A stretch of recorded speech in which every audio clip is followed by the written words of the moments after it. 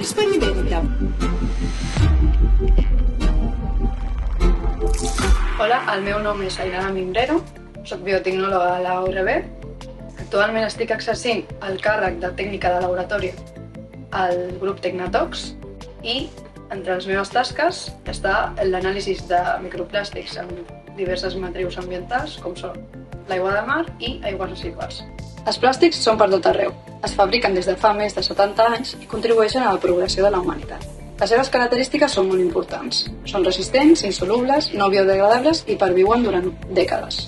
Els més grans són fàcils de gestionar, però els més petits ocasionen problemes. Els microplàstics són fragments petits d'una mida des d'1 micròmetre fins a 5 mil·límetres i aquells que són menors de 100 micres són capaços de travessar la membrana gastrointestinal, tant d'animals com dels humans. Els nostres estudis, el que més hem trobat són fibres tèxtils, que arriben al mar a partir de les depuradores i provenen de les aigües residuals de les rentadores, dels abocaments industrials i també dels col·lectors pluvials urbans. Les plantes de tractament d'aigües no tenen equipament per capturar aquests microplàstics i això al final ocasiona que tornin al nostre cicle de consum, de manera directa o indirecta.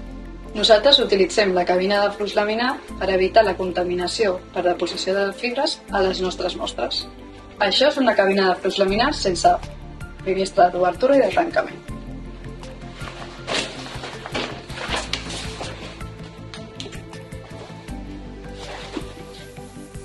Aquí nosaltres el que fem és preparar aigua ultrapura i solucions químiques per l'eliminació de la matèria orgànica biodegradable de les nostres mostres.